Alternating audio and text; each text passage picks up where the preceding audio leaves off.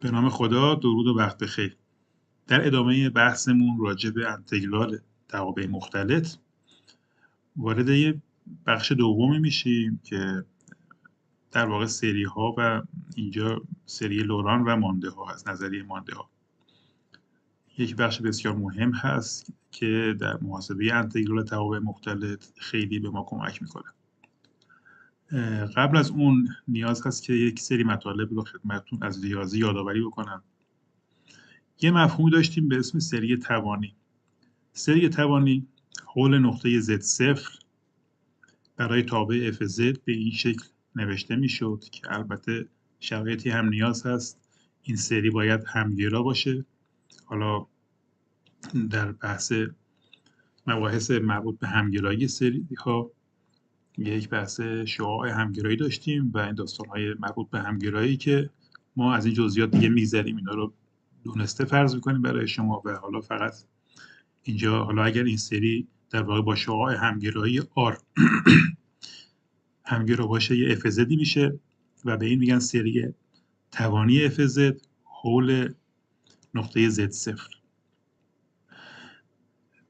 برای درک بهتر مطلب یک بار دیگه سری رو نگاه بکنید، فرمش رو، و این دایره رو در نظر بگیرید و اینم نقطه Z0 هستش و این شعاع R. وقتی که میگیم شعاع همگرایی یعنی شما هر نقطه‌ای که اینجا داخل این دایره میگیرید به جای Z به عنوان Z در نظر بگیرید، هر نقطه‌ای که اینجا بذارید این سری مجموعش میشه FZ، F همون نقطه و این بحث فقط داخل این دایره معتبر هستش، بیرون از دایره دیگه چنین چیزی نیستش. اینجاست که میگن که تابع در واقع این سری توانی حول Z0 هست و با شعاع همگرایی R. بله. خب یه حالت کلی‌تری هم هست که بعداً بهش میرسیم، حالا برای اینکه یه پیش زمینه آشنایی داشته باشید، و بهش سری لوران میگن. سری لوران برای وقتیه که FZ در این ناحیه زرد رنگ تحلیلی باشه. شما دو تا دایره حول Z0 در نظر میگیرید با شعاع R1 و شعاع R2. کوچیک R1 هستش، بزرگم R2 هستش. حالا اگر F توی این ناحیه زرد رنگ تحلیلی باشه، بعد ما میتونیم یک دوباره سری توانی حول Z0 بنویسیم به شکل مضاربی از توانهای صحیح زدمنای Z0 و این بار میتونیم توانهای منفی رو هم در نظر بگیریم.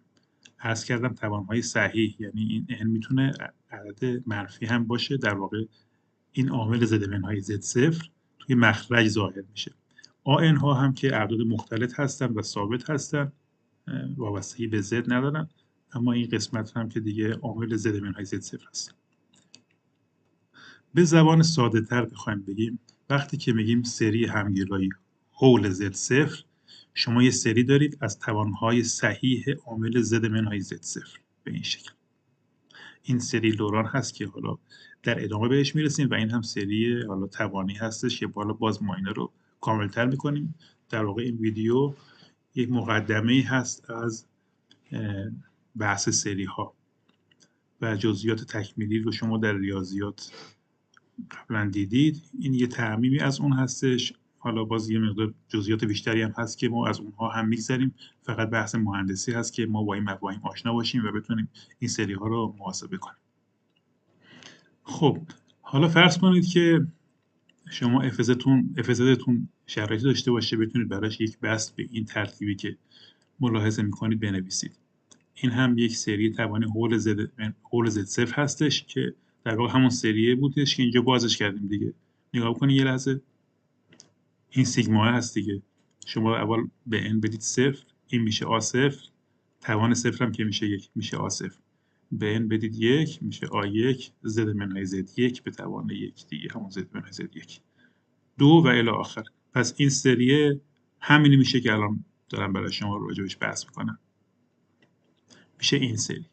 این باز کرده همون سیگمایی هست که دیدید. خب حالا فرض کنید که این سری توانی شعاع همگرایی R هم داره برای FZ و در واقع در صورت همگرایی میشه FZ. حالا شما بیاید توی این سری همه ببینید به جز آ0 همه عوامل زد منهای زد صفر دارن، هی توانش یکی یکی افزایش پیدا میکنه. به جای زد بذارید زد صفر توی این عبارت، توی معادله. پس f زد صفر میشه آ0 به اضافه همه اینا میشن صفر. پس f زد صفر میشه آ0. درسته؟ دفعه بعد بیاید از این معادله از طرفینش مشتق بگیرید.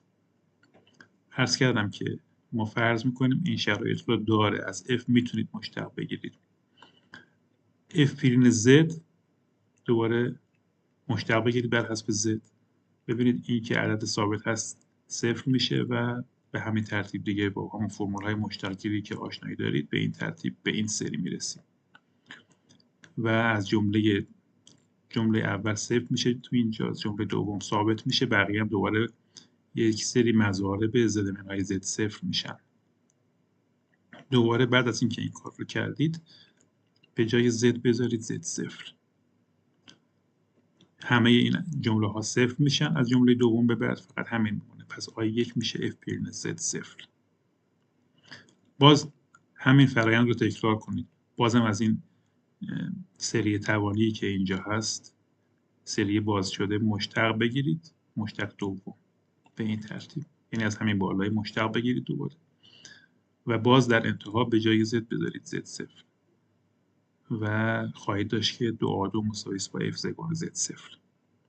به همین ترتیب تا آخر، این تا مرتبه n که پیش برید n بار مشتق بگیرید و در انتها دوباره به جای زد بنویسید زد صفر. این جملات از بین میرن. این جمله اول هم که همون n فاکتوریل هستش، an در n فاکتوریل میشه مشتق انوم f در نقطه z صفر. پس با این شرایط میتونیم خلاصه شدهش اینطوری بنویسیم که f(z) رو میتونیم برای سری توانی به این شکل بنویسیم و ضرایب هم به این ترتیب به دست میاد. حالا همه اینایی که گفتیم منجر به یک نتیجه میشه که در اسلاید بعد خدمتتون توضیح میدم. نتیجه‌ای که عرض کردم خدمتتون قضیه تیلور هستش که شما قبلا باهاش در ریاضی برخورد داشتید و اینجا حالا به این شکل هستش که اگر f(z) درون و روی دایره C به مرکز z0 تحلیلی باشه، در این صورت در واقع z0 همون نقطه داخل C دیگه، نقطه مرکزیشه. در این صورت میتونید برای f(z) یک سری توانی به این شکل بنویسید که ضرایبش از این فرمول به دست میان. این فرمول رو شما قبلا باش آشنایی داشتید. این سری تیلور خیلی مهم هستش در محاسبه انتگرال ها. حالا در ادامه بیشتر راجع بهش صحبت میکنیم. حالا ما از اینجا یک در واقع ارتباطی بین این ضرایب و انتگرال مختلط برقرار خواهیم کرد که من اینها رو در اسلاید بعدی خدمتتون خواهم گفت و حالا ما هدفمون دیگه از این به بعد همینها هستن و ارتباطشون هم به کمک قضیه کوشی-گورسا یا فرمول انتگرال کوشی هست که من قبلا توی ویدیوهای قبلی خدمتتون عرض کردم. حالا دوباره اون در اسلاید بعدی مفصل‌تر راجع بهش صحبت میکنم. این ویدیو بیشتر فقط یه آشنایی بود، یه یادآوری بود راجع به سری تیلور و مفهوم سری توانی و انشالله حالا بقیه مباحث رو در ویدیوی بعدی خدمتتون عرض خواهیم کرد.